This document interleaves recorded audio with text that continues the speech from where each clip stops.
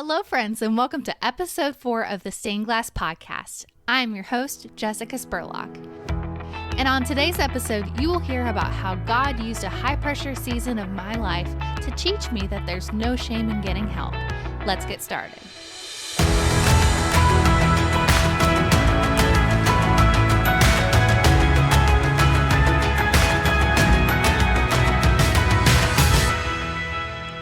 One of my favorite TV shows in recent times is NBC's This Is Us.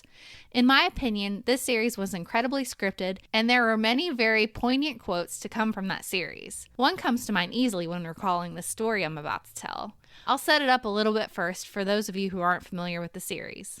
This Is Us is a time-hopping drama about the Pearson family, where a couple has triplets, loses one of them during childbirth, and then adopts a black baby who is left at the fire station and brought to the hospital the same day as the other baby's birth. The story follows their lives throughout different time frames and weaves the different stories together.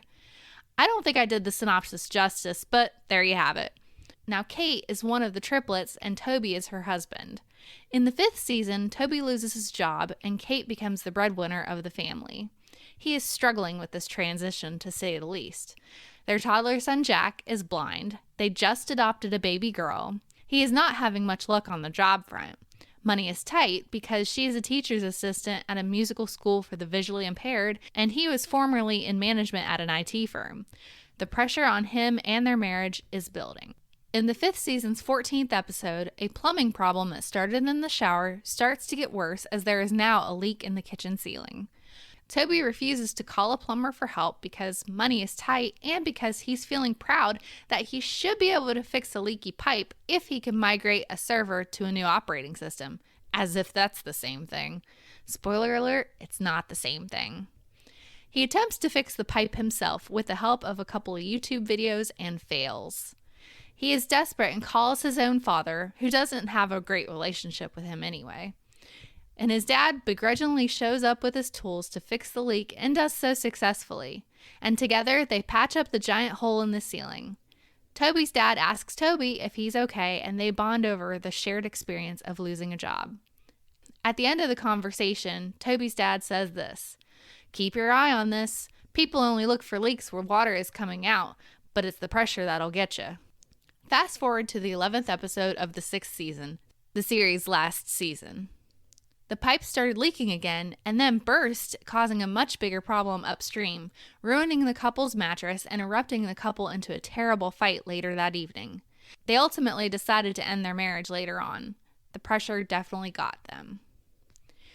At the beginning of 2022, a pressure-building situation was brewing in my own life. For the first time ever in my life, I was searching and cold applying for a new job. I had interviewed with 11 companies and had to choose between 4, one of which required a relocation.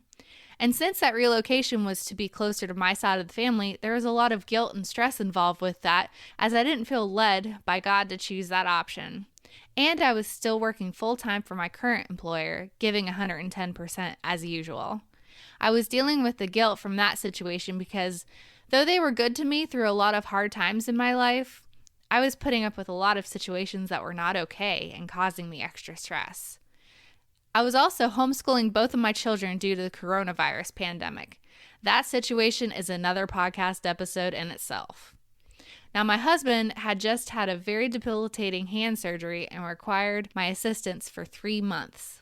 And my daughter had just had ear surgery that resulted in slight complications. There was the financial aspect of all that to weigh, in addition to changing jobs. The pressure was building. 1 year ago, on Valentine's weekend of 2021, my husband and I were on our way out of town for a day out together. We were looking forward to having lunch with some family and picking up his guitar that had been worked on at a local shop. We stopped at a little donut shop on the way for breakfast. I chose a blueberry cake donut and an orange juice to drink, getting it to go. It was a cold and blustery morning. And when I opened the door to the donut shop to head back to the car, the cold wind literally took my breath away. I had a hard time catching my breath after that, but I shrugged it off as we got into the car to continue our ride north. As the trip continued, my chest continued to feel tight, and then became really painful to take a full breath. We passed by a small hospital within a few minutes of leaving the donut shop, and my husband asked me if I needed to stop and get this checked out. Now, I have really bad allergies, and I have been told that I have a touch of asthma, so I assumed that this was just an asthmatic reaction to the cold, windy weather. I took a hit off of his albuterol inhaler and told him to keep driving. Besides, I knew several people who had died due to that particular hospital's lack of care, and I was not going to be one of them. As we continued up the road, the pain really started to centralize around my breastbone. I took an EKG with my Apple Watch as we were getting ready to pass another hospital. My heart rate was only 73 beats per minute, and the EKG was fine. We kept driving for another half an hour. By that time, the pain had started to radiate down my arms and into my shoulder and back, and it intensified.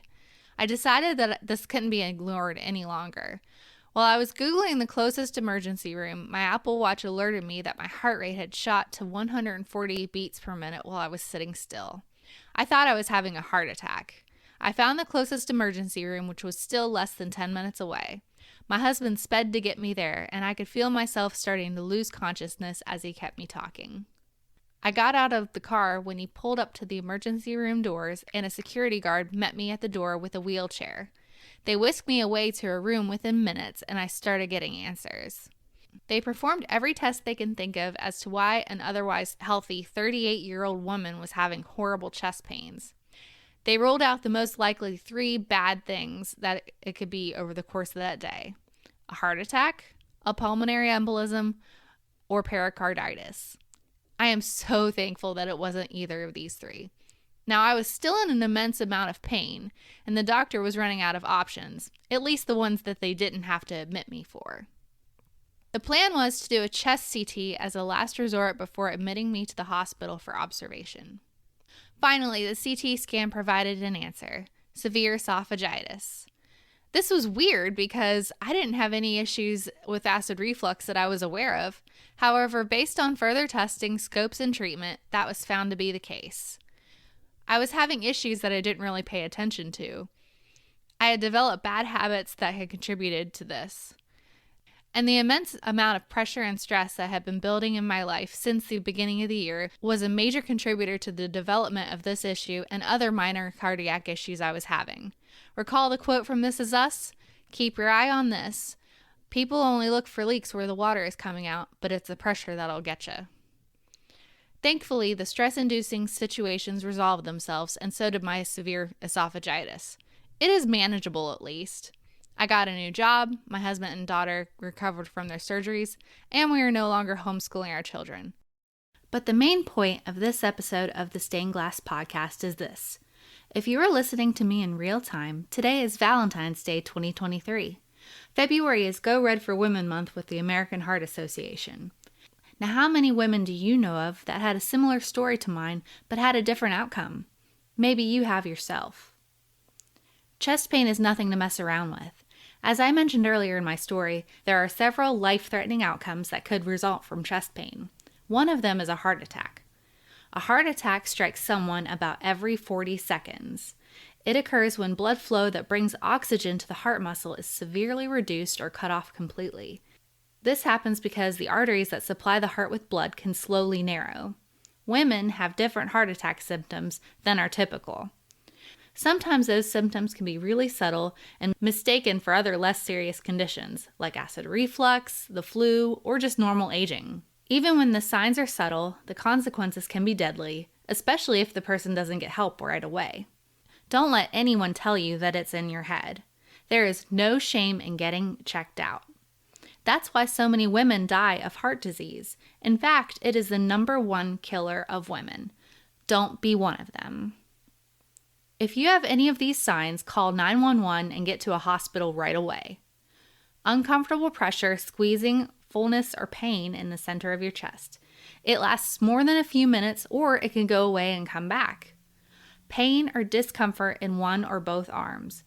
It could be in the back, the neck, the jaw, or the stomach even. Other signs such as breaking out in a cold sweat, nausea, or lightheadedness. Now, believe it or not, I had every single one of those symptoms I just listed off. And if I'm being honest, I felt a little silly when we got the answer that I could confuse severe esophagitis for a heart attack. The doctors kept telling me over and over again that I did absolutely the right thing by coming into the emergency room. They even thanked me. I will put all of this information in the show notes, but I wanted to give it here as well. For more information, visit the American Heart Association's website at heart.org or Go Red for Women's website at goredforwomen.org. And I want to encourage my listeners to donate to that cause to support the innovative research, education, and prevention services that protect the women we love.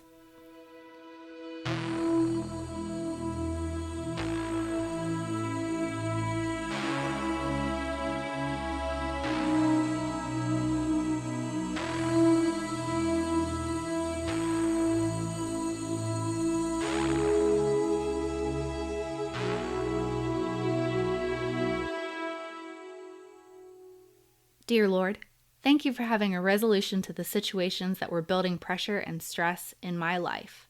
I thank you for your protection that day and for your continued care every day. I pray that someone listening to this podcast will remember my story if they are ever in a similar situation themselves, that they would have no shame in seeking medical attention. In your name I pray, amen. One thing I would like you to do this week is to take a screenshot of you listening to this podcast and share it on your social media pages, tagging the Stained Glass Podcast. You can find me on Instagram at the Stained Glass Podcast and on Facebook in the Stained Glass Podcast group. In the premiere episode of the Stained Glass Podcast, we broke down the steps of making stained glass and applied it to how God uses trials in our lives for His glory. In the next episode, I'll be taking a deeper dive into the first step of God's plan for our lives. We'll go deeper into each step in future episodes. I pray that this will be an encouragement, a help, and a blessing to you all. It drops in 2 weeks. Until then, this has been Jessica Spurlock with the Stained Glass Podcast. Go be a blessing.